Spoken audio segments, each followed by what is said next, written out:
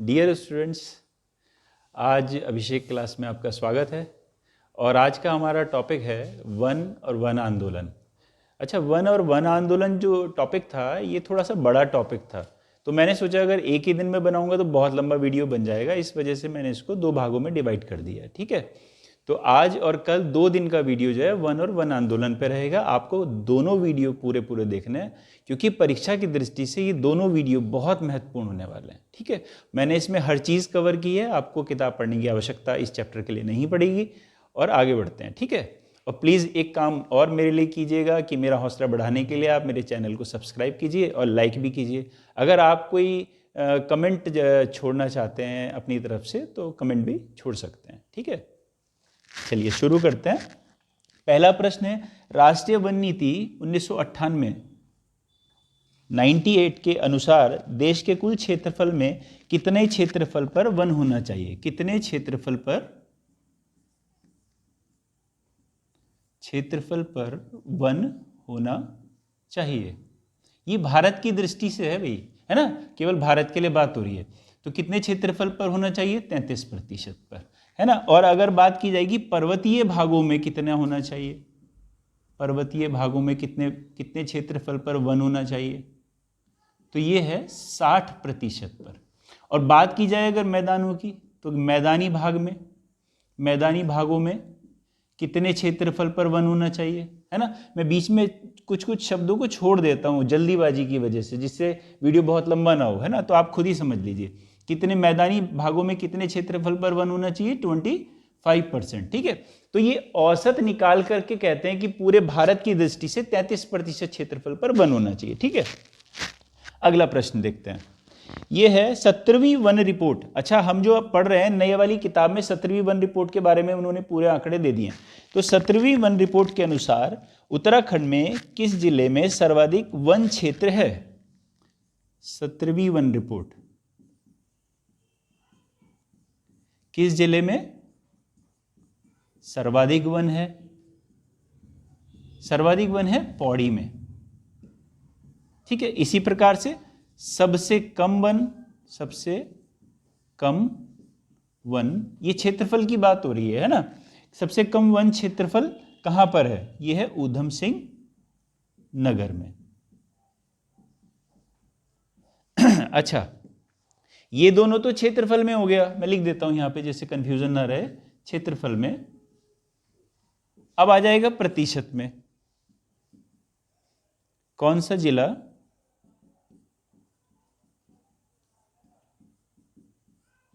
प्रतिशत में सर्वाधिक वन है? किस जिले में प्रतिशत में सर्वाधिक वन है? यह है नैनीताल, लगभग 71 के आसपास है, 71.61% पे वन है। और सबसे कम प्रतिशत में वन है, यह है ऊधम सिंह नगर, यूएस नगर। ठीक है, देखिए पौड़ी में क्षेत्रफल में सर्वाधिक है और प्रतिशत में नैनीताल में सर्वाधिक है, ध्यान रखेंगे। और सबसे कम वन ऊधम सिंह नगर में, क्षेत्रफल में भी और प्रतिशत में भी, दोनों में ऊधम सिंह नगर में ही है। ठीक है, इसको देख लीजिएगा, इंपॉर्टेंट चीज है और 17वीं वन रिपोर्ट के अनुसार है। आगे बढ़ते हैं।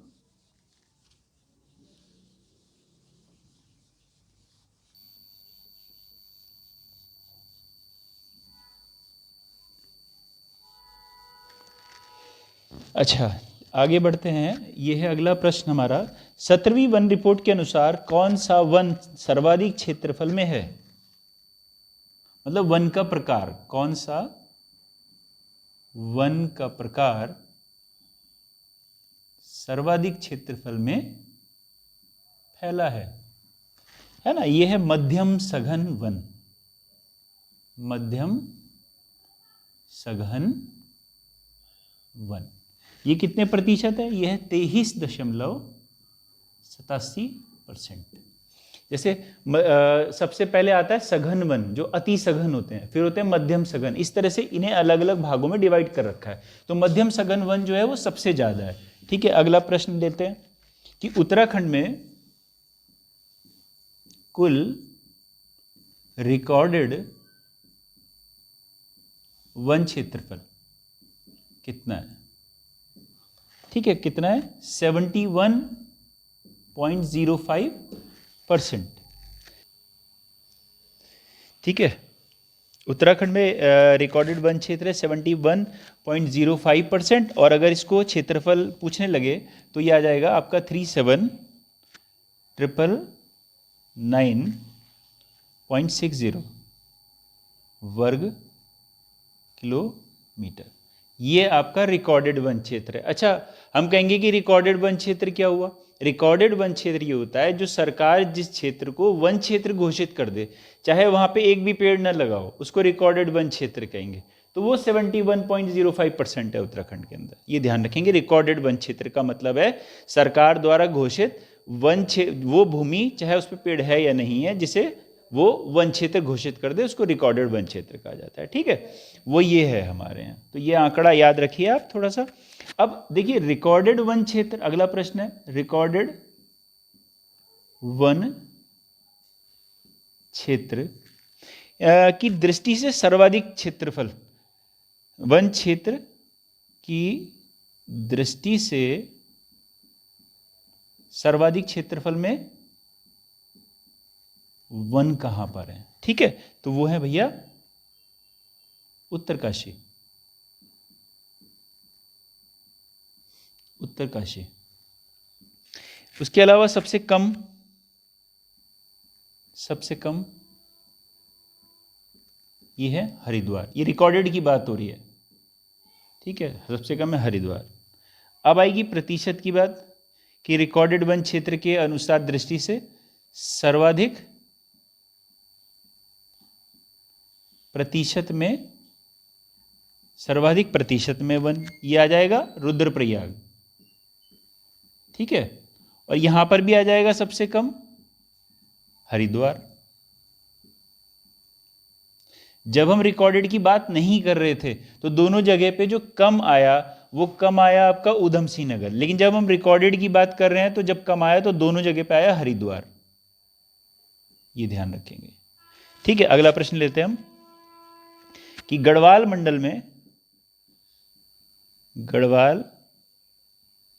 मंडल में वन क्षेत्रफल कितना प्रतिशत है? 63%।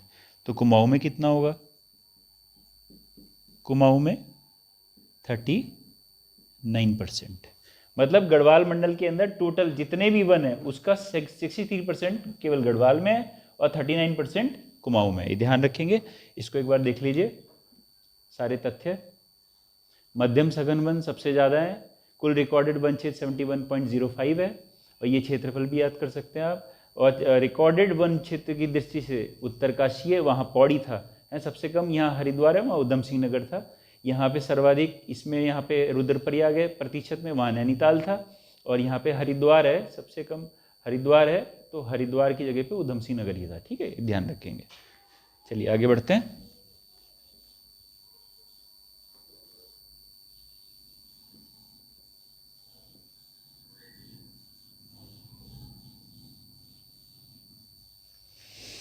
चलिए, किस नदी बेसिन में सर्वाधिक प्रतिशत में वन है? नदी बेसिन में, किस नदी बेसिन में सर्वाधिक प्रतिशत में वन क्षेत्रफल है ना? तो ये आ जाता है आपका टॉन्स।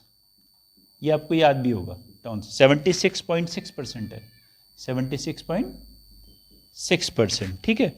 अच्छा, इसको वो क्रम में भी लगवा सकता है कि दूसरे नंबर पे कौन आएगा। दूसरे नंबर पे कोसी है, कोसी है 69%। फिर इसके बाद आ जाएगा आपका यमुना, फिर इसके बाद आ जाएगा आपका काली। 4 से ज़्यादा देता नहीं है। तो टॉन्स, कोसी, यमुना और काली, ये ध्यान रखेंगे। ठीक है, आगे बढ़ते हैं। अच्छा, प्रबंध की दृष्टि से, अब जो नया वाली जो किताब है ना, उसमें थोड़ा सा चेंज कर रखा है, और दोनों दे रखे हैं, पुराने वाले भी नए वाले भी। तो मैं लिखवा देता हूँ आपको दोनों पेपर में, जिस भी तरह से प्रश्न आएगा आप उस तरह से उसको हल कर लीजिएगा। ठीक है, देखिए क्या है, प्रबंध की दृष्टि से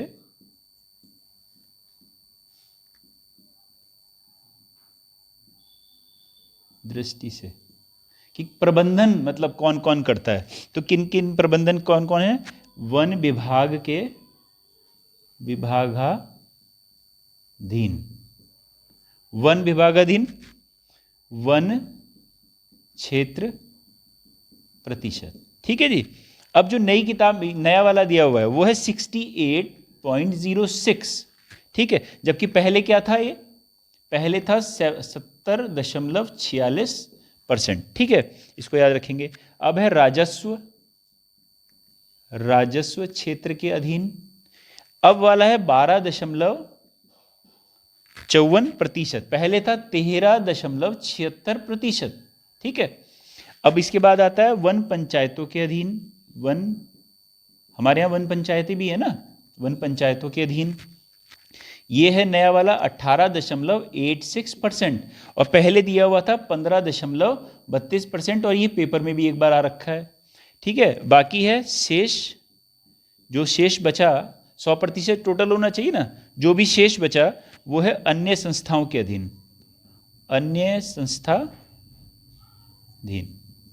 और पहले दिया हुआ था ये 0.46%। ठीक है, तो जो प्रश्न आएगा आपका उसके 4 ऑप्शन होंगे, जो 4 ऑप्शन में जो भी दिया हुआ रहे उस हिसाब से आप देख लीजिएगा कौन सा सही है, कौन सा आपको देखना है ना। ये चीज़ का आप अपने आप से थोड़ा सा ध्यान रखेंगे, क्योंकि ये नई वाली किताब में ये भी दे रखा है शुरू वाले पेज पे, और फिर बीच में ये दे रखा है, तो उससे बड़ा कन्फ्यूजन हो जा रहा है ना, तो आप देख लेंगे अपने आप से। ठीक है,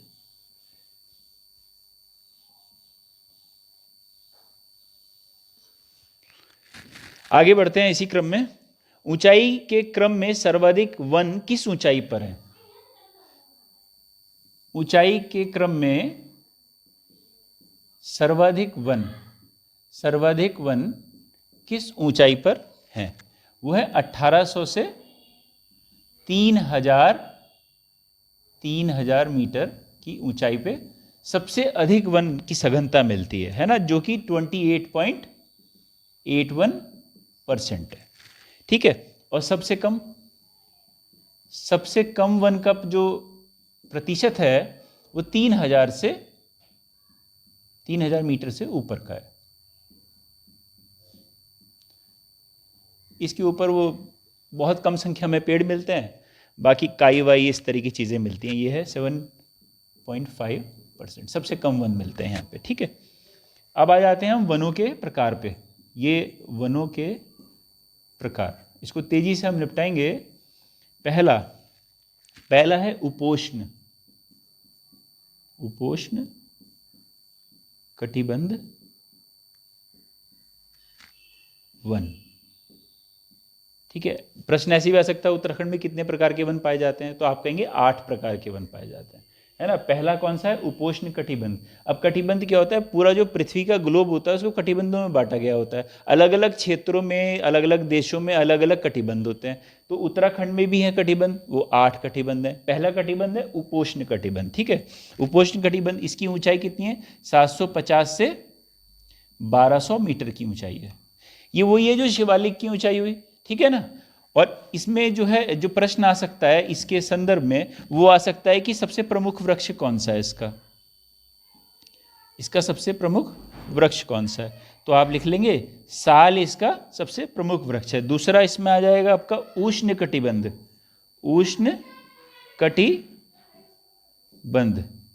वन। उष्ण कटिबंध वन ये है 1500 मीटर से कम ऊंचाई वाले, मतलब 1200 से 1500 के बीच में मान लीजिए, है ना। और यहाँ ये जो वन होते हैं उष्ण कटिबंध, नाम से ही है उष्ण मतलब गर्म, उष्ण कटिबंध मतलब यहाँ पे वर्षा की मात्रा कम रहती है, वर्षा कम होती है। तीसरा आता है उष्ण कटिबंध आर्द्र पतझड़। उष्ण कटिबंध आर्द्र पतझड़ जो सीजन में एक बार अपने पत्ते गिरा दें, पतझड़ वन। ठीक है, ये आ जाएगा आपका, इनको मानसूनी वन भी कहते हैं, मानसूनी वन भी इनको कहा जाता है। ठीक है, ये 1500 मीटर, ये 1500, ये था 1500 से कम, ये 1500 मीटर तक। ठीक है, और इसके प्रमुख वृक्ष लिख लीजिए। इसके प्रमुख वृक्ष क्या हैं? प्रमुख वृक्ष हैं सागौन, सागौन, साल, है ना, बांस, ये इसके प्रमुख वृक्षों में आ जाएंगे। ठीक है, ध्यान देंगे। उपोष्ण कटिबंध, उष्ण कटिबंध, उष्ण कटिबंध, आर्द्र पतझड़, जिसको मानसूनी वन भी कहा जाता है।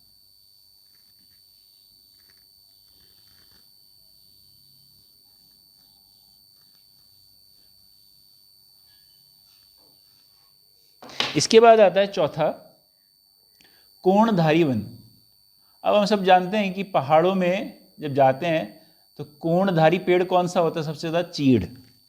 ठीक है, तो ये इसकी ऊंचाई क्या रहती है? 900 से 1800 मीटर की ऊंचाई पे ये मिलते हैं कोणधारी वन। इसका प्रमुख वृक्ष जो है, प्रमुख वृक्ष है चीड़। ठीक है, और कुछ नहीं है, इनके वनों में शुष्कता पाई जाती है। शुष्कता का मतलब आप समझते हैं कि चीड़ के पेड़ को भी बहुत अधिक पानी की आवश्यकता तो होती नहीं है ना। 5वें नंबर पे आता है पर्वतीय शीतोष्ण वन, मतलब जहां थोड़ा सा ठंड शुरू हो जाती है, पर्वतीय शीतोष्ण वन। ठीक है, इनकी ऊंचाई पे आते हैं, यह है 1800 से 2700 मीटर। देखिए, ऊंचाई आयोग तब पूछेगा उस कंडीशन में अगर पेपर थोड़ा सा टफ बनाएगा, जो कि मुझे ऐसा लगता नहीं है कि पुलिस के पेपर को बहुत ज़्यादा टफ मैं देख नहीं रहा हूँ, है ना। चलिए खैर आगे बढ़ते हैं। इसमें पेड़ क्या, वृक्ष कौन से प्रमुख हैं? वृक्ष है देवदार, देवदार, साइप्रस, ओक। ठीक है, ये आ जाएगा। अच्छा, इसके बाद आता है 6 नंबर पे। 6 नंबर पे है आपका उप एल्पाइन, उप एल्पाइन या एल्पाइन। ठीक है, इसकी ऊंचाई आ जाती है आपकी 2700 से 2700 मीटर से अधिक, 2700 मीटर से अधिक। यहां पे देवदार, बुरांस और बर्च, ये वृक्ष मिलते हैं, है ना। अच्छा, ये इन वृक्षों की एक विशेषता रहती है कि तेल युक्त होते हैं। तेल युक्त वृक्ष का क्या रहता है कि वो हरे ही जल जाते हैं, हरे पेड़ भी जल सकते हैं। ठीक है, इसमें उप एल्पाइन या एल्पाइन 2700 मीटर। अच्छा, एक चीज और देखी होगी आपने कि ये वाला जो सेगमेंट है, अभी हमने एक प्रश्न लिखा था ना, सर्वाधिक वन कहाँ पाए जाते हैं, तो वो 1800 से 3000 लिखा था अभी हमने पीछे, तो वही 1800 से 2700 मीटर है। कौन है? पर्वतीय शीतोष्ण वन, मतलब सर्वाधिक ये पाए जाते हैं, देवदार, साइप्रस, ओक। अच्छा, इसमें चीड़ का पेड़ भी पाया जाता है, मतलब, है ना। अच्छा, 8वें नंबर पे आ जाते हैं जल्दी से। एल्पाइन झाड़ियां या घास के मैदान, एल्पाइन झाड़ियां या घास के मैदान। घास के मैदानों को आपको पता ही है, हमारे उत्तराखंड में बुग्याल, पास्चर, मीडो, है ना, ये सब कहा जाता है। ये है आपका 3000 से 3600 मीटर तक। ठीक है, और इसमें घास के मैदान है जिन्हें क्या कहते हैं? बुग्याल, पयार, मीडो और पास्चर। और इन्हीं बुग्यालों को हिमाचल में जो है थच, और जम्मू कश्मीर में मर्ग कहा जाता है। सोनमर्ग, गुलमर्ग, नाम सुने होंगे आपने ना, तो याद हो जाता है उससे हमको। लेकिन ये ध्यान रखेंगे यहाँ पे बुग्याल, पयाल, मीडो, पास्चर। ठीक है, ये इंपॉर्टेंट है, ऐसे पूछ सकता है कोणधारी वन में प्रमुख वृक्ष कौन सा है? चीड़, ये पूछा जा सकता है। आगे बढ़ते हैं। ये वन वाला चैप्टर जो है ये इंपॉर्टेंट चैप्टर है मेरे हिसाब से, अच्छे से आप देख लीजिएगा इसको। अच्छा, मैंने शायद नंबरिंग गलत कर दी थी। 8वें नंबर पे टुंड्रा तुल्य, टुंड्रा तुल्य वनस्पति, वनस्पति पाई जाती है। इसमें क्या पाई जाएगा? घास, काई, लिचेन। ठीक है, ये पाया जाता है इसमें। सदैव बर्फ से ढका रहता है टुंड्रा क्षेत्र जो होता है ना, तो वहाँ पे कुछ पेड़ तो उग नहीं पाते हैं, तो घास, काई, लिचेन, इस तरह की चीज़ें रहती हैं। अच्छा, बांज का एक पेड़ है जो उत्तराखंड के अंदर बहुत ही महत्वपूर्ण माना जाता है। इसको शिव की जटा की संज्ञा भी दी गई है। इसकी जड़ों में एक विशेषता होती है, रोए होते हैं, वो रोए जो है पानी को रोकने का काम करते हैं। अगर इसकी लकड़ी को जलाते हैं तो धुआं नहीं होता है, जानवरों के लिए चारा का काम भी करती है, मतलब बहुत ही इम्पॉर्टेंट है। और किताब में लिखा हुआ है कि पूरे अपने जीवन काल में 1,40,00,000 रुपए की वर्थ मतलब ये अपनी रखती है ना। एक पेड़ की बात है, ये 1,40,00,000। ठीक है, इसके बारे में लिख लेते हैं थोड़ा सा। ये जो है शीतोष्ण कटिबंधीय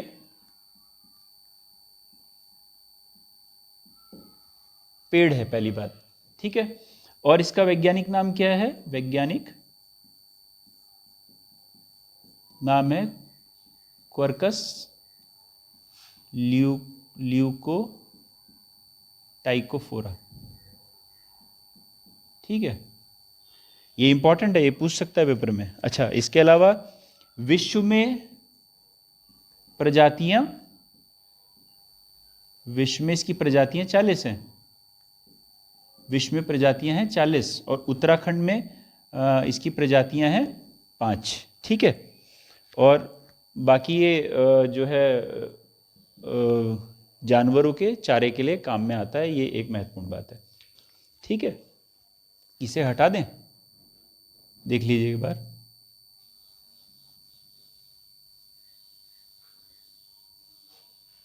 बांज का वृक्ष। आगे बढ़ते हैं। अच्छा, क्रिकेट के बल्ले किस लकड़ी के बने होते हैं? क्रिकेट के बल्ले किस लकड़ी के बने होते हैं? ये होती है लकड़ी बिलो के बने होते हैं। ठीक है, एक अगला प्रश्न है, कत्था किसकी छाल से बनता है? कत्था किस पेड़ की छाल से बनता है? खैर की छाल से बनता है। अच्छा, एक और है, भोजपत्र के तने में भोजपत्र के तने से जो है कागज बनता है। भोजपत्र का जो तना होता है ना, भोजपत्र का तना कागज बनाने का काम करता है। ठीक है जी। और एक है, किसके फूलों से रंग बनता है? तो बुरांस और ढाक, रंग बनाने का काम बुरांस और ढाक के फूल जो होते हैं वो रंग बनाने का काम करते हैं, क्योंकि चटक रंग के होते हैं। ठीक है ना। इसके अलावा आगे बढ़ते हैं हम। चरक संहिता में उत्तराखंड को क्या कहा गया? वानस्पतिक बगीचा। चरक संहिता में उत्तराखंड को क्या कहा गया? वानस्पतिक बगीचा। और चरक संहिता में हिमालय को क्या कहा गया? हिमालय को, यहां पे लिख देता हूं मैं, उत्तराखंड को, है ना, हिमालय को कहा गया हिमवंत औषध भूमि नाम। उल्टा करके प्रश्न भी पूछ सकता है, ऐसे पूछ सकता है कि किस में, निम्न में से किस में हिमालय को ये कहा गया है, हिमवंत औषधम भूमि नाम, है ना। तो आपको बोलना पड़ेगा चरक संहिता।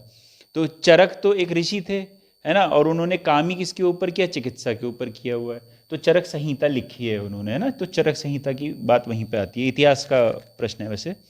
अच्छा, उत्तराखंड में लगभग कितने प्रकार की औषधि पाई जाती है? उत्तराखंड में कितने प्रकार की औषधि पाई जाती है? तो लगभग 500 प्रकार की औषधि पाई जाती है। ठीक है, 500 प्रकार की। ये देख लीजिए, इसको मिटा देते हैं। इसके अलावा जब ब्राह्मी एक पेड़ होता है, उसका प्रश्न भी आ सकता है कि ब्राह्मी सर्वाधिक कहाँ पाया जाता है, बहुतायत में कहाँ पाया जाता है? तो वो हरिद्वार में पाया जाता है। वो बुद्धिवर्धक होता है, उसका तेल में आपने सुना भी होगा नाम ना। अच्छा, इसके अलावा झूला एक वनस्पति है, किस ऊंचाई पे मिलती है? झूला वनस्पति किस ऊंचाई पर मिलती है? झूला वनस्पति मिलती है 5,500 मीटर की ऊंचाई पर। और जो हम जो निर्यात करते हैं उच्च कोटि का जो झूला वनस्पति है जो हम निर्यात करते हैं, वो हम फ्रांस को निर्यात करते हैं। ठीक है, जो प्रथम ग्रेड का झूला रहता है ना। अच्छा, वनस्पति से कौन सी ऐसी वनस्पति जिससे एनीमिया दूर होता है? एनीमिया मतलब होती है खून की कमी। ये साइंस का प्रश्न हो गया। अब आपका जो कनिष्ठ सहायक का पेपर है उसका सिलेबस पूरा चेंज हो चुका, हम बाद में डिस्कस करेंगे, उसमें विज्ञान भी आएगा। तो एनीमिया मतलब खून की कमी, तो किससे होता है? बिच्छू, बिच्छू घास होती है ना, उसकी सब्जी बनाते हैं। बिच्छू घास, या इसको कंडाली घास भी शायद कहते हैं, हाँ कंडाली घास। इससे एनीमिया दूर होता है, खून की कमी दूर होती है ना। अगला प्रश्न ले लेते हैं। उत्तराखंड में सर्वप्रथम बेलाडोना की खेती, सर्वप्रथम बेलाडोना की खेती कब शुरू हुई थी? 1903 में। ठीक है, फिर आगे बढ़ते हैं। सहकारिता विभाग द्वारा जड़ी बूटी संग्रहण का कार्य, सहकारिता विभाग द्वारा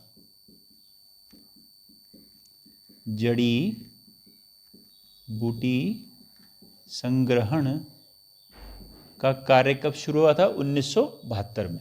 ठीक है, 1972। ये प्रश्न है, बहुत इंपॉर्टेंट प्रश्न है। फिर है भेषज सहकारी संघों की स्थापना, भेषज सहकारी संघों की स्थापना कब हुई? ये हुई थी 1980 में। ये बड़े इंपॉर्टेंट प्रश्न है सारे के सारे, ध्यान से देख लीजिए एक बार इसको, मैं हटा देता हूं फिर। ठीक है,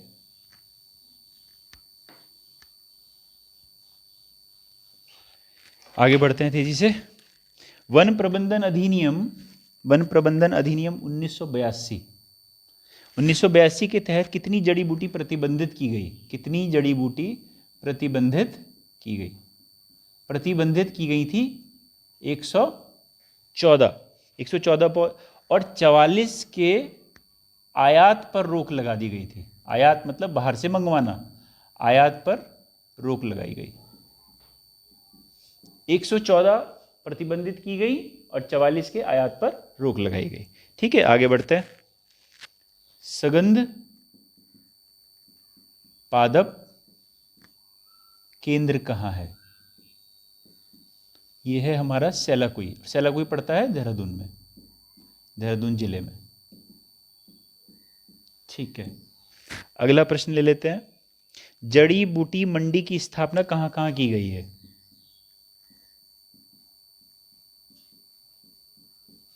जड़ी बूटी मंडी की स्थापना ऋषिकेश, टनकपुर, रामनगर, रामनगर, ऋषिकेश और टनकपुर। ठीक है, इसके अलावा अगला प्रश्न है, हरिद्वार में जड़ी बूटी के 300 से ज़्यादा, हरिद्वार में 300 से ज़्यादा, और सेलाकुई में शायद 184 हैं कि, हाँ 184 उद्योग हैं।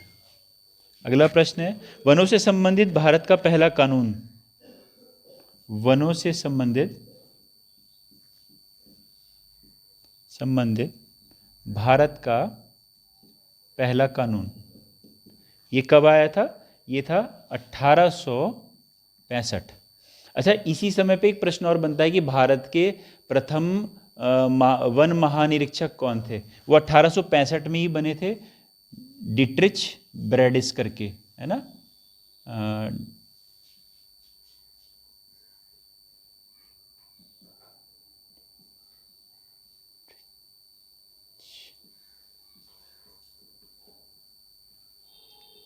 ब्रैडिस। ठीक है, अच्छा आगे बढ़ते हैं। केंद्रीय वानिकी परिषद की स्थापना, केंद्रीय वानिकी परिषद की स्थापना ये हुई थी 1948 में। आपको लग रहा होगा बहुत तेज चल रहा हूँ मैं, पर आपका रिवीजन करवा रहा हूँ, आप देखते रहिए, अपने आप को रीचेक करते रहिए, कहीं पे कुछ कन्फ्यूज़न होगा तो भी दूर हो जाएगा और याद भी हो जाएगा आपको एक बार, है ना। आगे बढ़ लेते हैं तेजी से।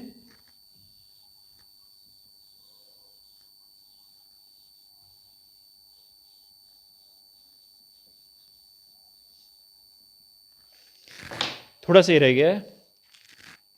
वन महोत्सव, वन महोत्सव की शुरुआत कब हुई? 1950। नाम भी याद हुआ, के.एम. मुंशी करके नाम था वन महोत्सव की शुरुआत, है ना। और इसके अलावा है भारत का पहला वन महाविद्यालय, पहला वन महाविद्यालय, है ना, ये हुआ था 1878 में शुरू हुआ। कहाँ पे शुरू हुआ? देहरादून में, ठीक है। अच्छा, इसमें ही ना 1906 में इसको रिसर्च से जोड़ दिया था। तो 1906 में रिसर्च से जोड़ा इसको और इसका नाम कर दिया, जैसे अभी क्या है, भारतीय राष्ट्रीय अनुसंधान वन अनुसंधान संस्थान। उस समय भारतीय राष्ट्रीय की जगह कर दिया था इंपीरियल। तो अंग्रेजों की तो हर चीज़ के आगे इंपीरियल लगा हुआ रहता था, है ना। तो इंपीरियल के नाम से किया। 1906 में रिसर्च मतलब अनुसंधान से जोड़ा और नाम इंपीरियल कर दिया। और उसके बाद स्वतंत्रता के बाद इसका नाम बदल करके जो भी वर्तमान में है इंडियन फॉरेस्ट रिसर्च इंस्टीट्यूट, ठीक है, ये कर दिया।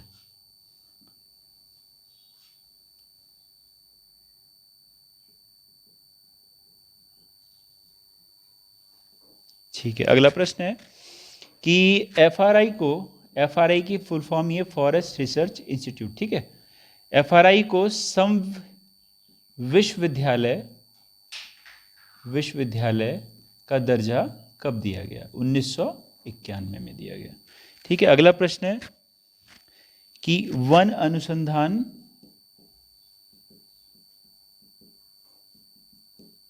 अनुसंधानशाला की स्थापना कब और कहाँ की गई? ये की गई 1929 और ये की कूलागढ़ एक देहरादून में जगह पड़ती है, कूलागढ़ देहरादून,